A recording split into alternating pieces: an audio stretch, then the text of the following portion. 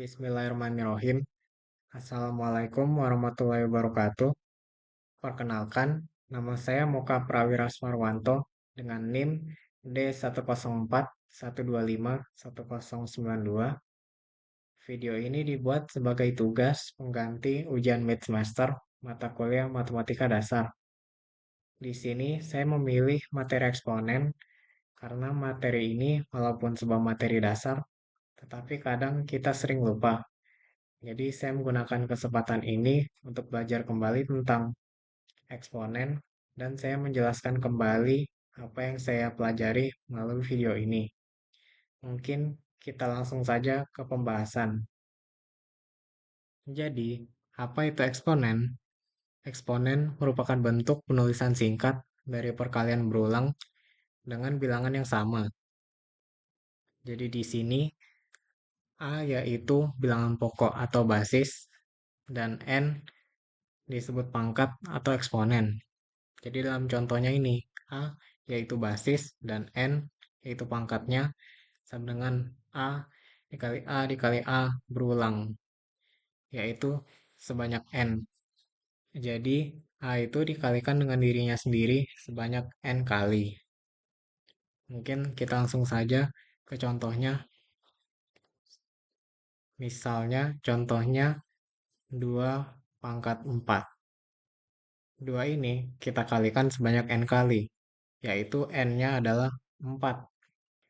Jadi 2 dikali 2 dikali 2 dikali 2. Jadi hasilnya adalah 2 kali 2 itu 4. Kali 2 8. Kali 2 16. Misalnya 2 pangkat 3. Nah, di sini 2 itu dikalikan N yaitu sebanyak 3. 2 kali 2 kali 2 yaitu 8. Nah, ini adalah dasar dari eksponen. Mungkin kita bisa langsung ke sifat-sifat eksponen. Selanjutnya, perkalian bilangan yang dipangkatkan. Jadi, jika ada perkalian yang dipangkatkan, nah itu masing-masing yang di dalam kurung ini kita pangkatkan. Jadi misalnya contoh dalam kurung 2 dikali 3. Kita pangkatkan 2. Hasilnya, jadi yang di dalam kurung ini kita pangkatkan masing-masing. Jadi 2 pangkat 2 dikali 3 pangkat 2. Yang hasilnya 4 dikali 9. 4 kali 9 ini 36. Coba sekali lagi. 6 dikali 2 pangkat 2. Sama dengan, jadi masing-masing ini kita pangkatkan lagi. Jadi 6 pangkat 2 dikali 2 pangkat 2. Hasilnya 36 dikali 4. Lanjut, perpangkatan pada bilangan pecahan. Di sini bisa dilihat jika ada pecahan yang dipangkatkan. Nah, masing-masing pembilang dan penyebut itu kita pangkatkan. Kita pangkatkan masing-masing. Jadi, sebagai contoh, 6 per 2 kita pangkatkan 2. Nah, masing-masing ini kita pangkatkan. Jadi 6 per 2 kita pangkatkan masing-masing 2 pangkat 2. Jadi dan ini 6 pangkat 2. Jadi 36 per 4. Yang hasilnya 9.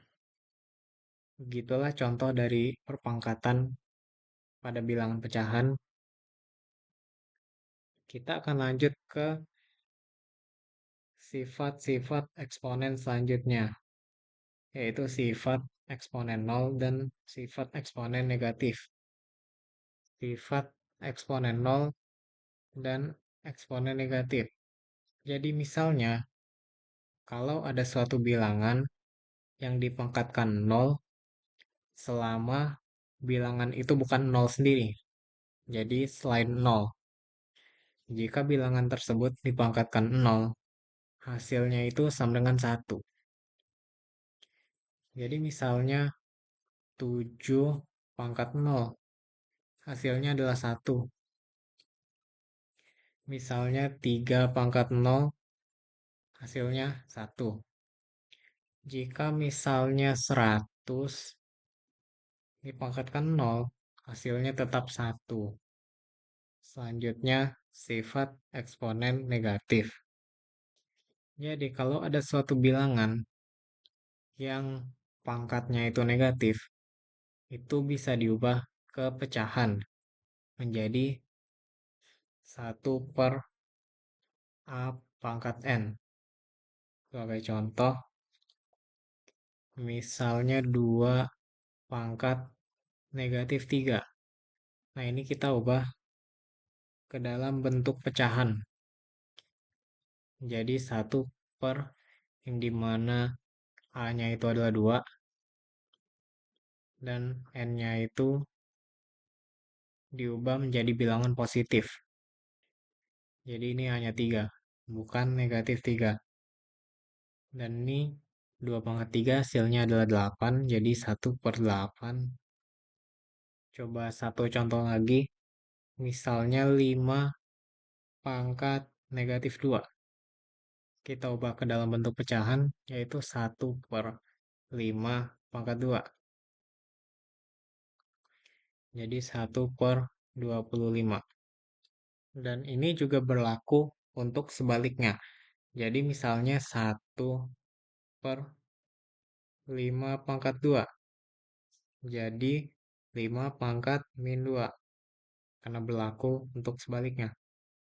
Jadi misalnya 1/3 pangkat 2. Ini menjadi 3 pangkat negatif 2. Bagaimana kalau misalnya 1/3 pangkat negatif 2? Nah, ini kita ikutin saja rumusnya, yaitu A pangkat min N. Jadi 3 min dalam kurung min 2. Karena ini min, kita coret menjadi 3 pangkat 2. Nah, kita lanjut ke sifat eksponen pecahan. Kita lanjut ke eksponen pecahan. Jadi, kalau misalnya kita ketemu bilangan yang pangkatnya itu pecahan, kita bisa ubah ke dalam bentuk akar. Jadi, misalnya 9 pangkat 1/2. Nah, ini jadi akar dari 9. Kalau misalnya 8 1/3, nah ini jadi 8 akar pangkat 3. Bagaimana kalau misalnya 8 pangkat 2/3? Nah, ini 2 tetap menjadi pangkat, yaitu 8 pangkat 2 akar pangkat 3. Sekian penjelasan saya mengenai materi eksponen. Semoga penjelasan ini bermanfaat dan mudah dipahami. Kurang dan lebihnya mohon dimaafkan. Terima kasih telah menonton. Wassalamualaikum warahmatullahi wabarakatuh.